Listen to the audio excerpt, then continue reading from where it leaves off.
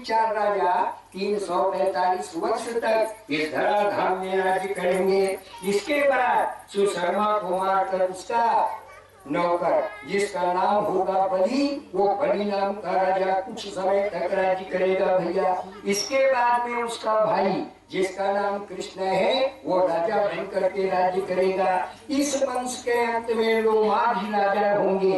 ये 30 राजा 456 वर्ष तक के इस धराधाम में राज्य करेंगे। फिर 7 आभीर संज्ञक, 10 गर्दभी संज्ञक, 16 कंक संज्ञक, 8 यवन संज्ञक, 10 तुरुग संज्ञक या 10 गुरूद संज्ञक, ये राजा 1099 वर्ष तक ये धराधाम में राज्य करेंगे। फिर इसके बाद मौन जाति 11 राजा 300 वर्ष तक इस धराधाम में राज्य करेंगे। मौन राजाओं के अंत में किलकिला नाम की नगरी में भूतनंद नाम के 5 राजा होंगे। ये 5 राजा 126 वर्ष तक इस धराधाम में राज्य करेंगे। भूतनंद आदि राजाओं के वाल्मीकि संज्ञक 13 पुत्र होंगे। फिर 7 आंध्र संज्ञक, 7 कौशल नामक राजा होंगे। इसके बाद मगध वंशीय विस्फुर्जित नामक राजा होगा। ये विस्फुर्जित नाम का राजा प्रायः सभी वर्णों को अधम और म्लेच्छ वर्ण में सम्मिलितम सनरः कुलीनाः। इसके बाद कलयुग में जिसके पास धन होगा उसी को धनवान माना जाएगा, उसी को ज्ञानवान माना जाएगा, उसी को विद्वान और आचारवान माना जाएगा। यस्यास्ति वित्तम स नरः कुलीनः, ऐसा श्रीमद् भागवत में सुखदेव जी भगवान ने कहा। जिस आदमी के पास धन नहीं होगा उसको कोई नहीं मानेगा। कोई स्थान पहाड़ है, एक एक रोज कष्ट है, एक एक रोज दुख है। श्रीमद् भागवत में व्यास नारायण भगवान ने कहा अपूज्या यत्र पूज्यन्ते अपूज्यानां च व्यतिक्रमः। जहाँ पूज्य लोगों का अपमान होता है और अन्य अपूज्य लोगों की पूजा होती है वहाँ ये सब परेशानियां होती हैं। 3 प्रकार की परेशानी। दुर्भिक्ष मतलब दुकाल पड़ना, भीषण अकाल, सभी वस्तुएं महंगी हो जाती है। अभी तो कुछ ना यज्ञ हो रहा है, पूजा पाठ हो रहा है, लोग धर्म कर्म को मान रहे हैं इसलिए कुछ चल रहा है। कुछ दिन के बाद भीषण अकाल, आकाश से जल का बूंद नीचे नहीं गिरेगा, सभी वस्तुएं महंगी हो जाएगी।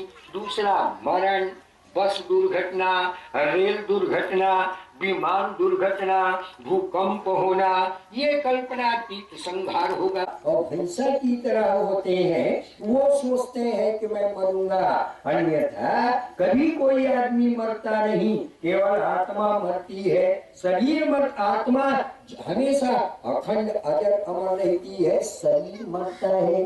शरीर का काम है पिंड से उत्पन्न होना, शरीर का काम है शुक्र से उत्पन्न होना, शुक्र और सोनी के द्वारा ये शरीर का मरना जीना बना रहता है, पर आत्मा कभी नहीं मरती। न जायते म्रियते वा कदाचिन न्यायं भूत्वा भविता वा न भूयाः अयो नित्यः शाश्वतोऽयं पुराणो न हन्यते हन्यमाने शरीरे। शरीर का नाश होता है, आत्मा का कभी नाश नहीं होती। वो वृंदावन बिहारी। हे राजन, मैं मर जाऊंगा ऐसा बैला और भैंसा सोचे तो बात समझ में आए, पर ज्ञानी को कभी नहीं सोचना चाहिए। खड्विकार वाले शरीर मरता है और खड्विकार वाला शरीर जीता है। बीज और अंकुर से बीज के समान पुत्र पौत्रादि के रूप में सकते हो। आप कृष्ण बन सकते हो, आप सर्वशक्तिमान बन सकते हो, पर कृष्ण का जो गुण है, राम का जो गुण है आप में उतरे तब। यदि कहीं आप सोच लेते हो कि मैं जीव हूँ, फलाना लड़का, फलाना बेटा, यहाँ तक जैसे आप एकदम नीचे उतर करके कहीं सोचते हो कि मैं मरने वाला जीव हूँ, तो कभी ब्रह्म को प्राप्त नहीं कर सकते। तुम उस ईश्वर के दिव्य आत्मा हो, उस आत्मा को स्मरण करो कि मैं स्वयं राम जी विद्यमान है मेरे हृदय में। मेरी आत्मा चैतन्य है।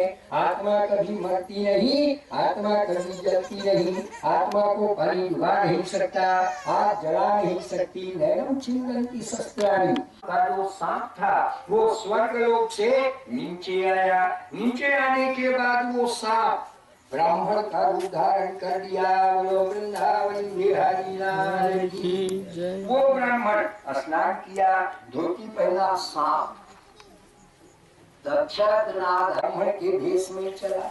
उधर से अपने गांव से कश्यप नाम का जो ब्राह्मण था, वो ब्राह्मण महाराज परीक्षित जी को तक्षक नाग के काटने पर जो जहर चढ़ेगा उसको उतारने के लिए वो कश्यप ब्राह्मण चला। बोलो वृंदावन बिहारी। दोनों ब्राह्मण का संबलपुर के चौगड्डा में भेंट हो गया। बोलो वृंदावन बिहारी। बोलिए दिखराओ, दुनिया के जितने सांप पिटिया से लेके अजराज तक का सांप मर जाएगा। तक्षक मर ही कि नहीं, मरे पड़ी होकर ददल मरे पड़ी। पंडितों ने कहा तो बोले जिसने मेरे पिता को काटा उसके सहित दुनिया के जितने सांप हैं वो सब मर जाए। यज्ञ करो, करता कम खर्चा ही तो कहीं 10 लाख। 10 लाख मैं 11 लाख लगाऊंगा पर ये सांप संसार से मर जाए। हुआ क्या भैया, अमूल्य वाक्य ब्राह्मण लोग सबके सब सिद्ध हो करके सर्पों को नष्ट करने के लिए यज्ञ करना शुरू कर दिया।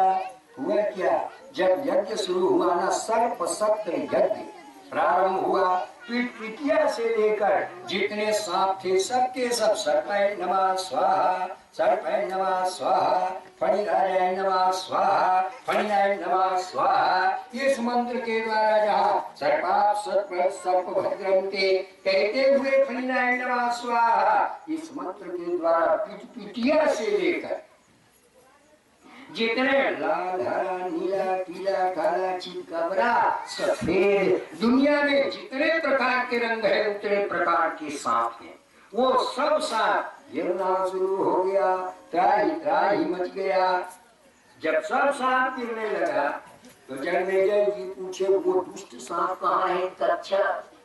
तो तुरंत ब्रह्मवाक्य के ब्राह्मणों ने कहा वो स्वर्ग लोक में देवराज इंद्र के चरण शरण में है। अब देवराज इंद्र के स्वर्ण सिंहासन के नीचे में बैठा है। जन्मेजय जी ने कहा तो तक्षक क्यों नहीं आ रहा है? तो बोले उसकी रक्षा इंद्र कर रहा है। तो तुरंत महाराज जन्मेजय जी ने कहा इंद्र के सहित तक्षक को स्वाहा करो। बोलो वृंदावन बिहारी। अब इंद्र सहित आए, तक्षक आए, स्वाहा होने वाला था भैया। ठीक इसी प्रकार पुराणों में श्रीमद् भागवत महापुराण सर्वोपरि है।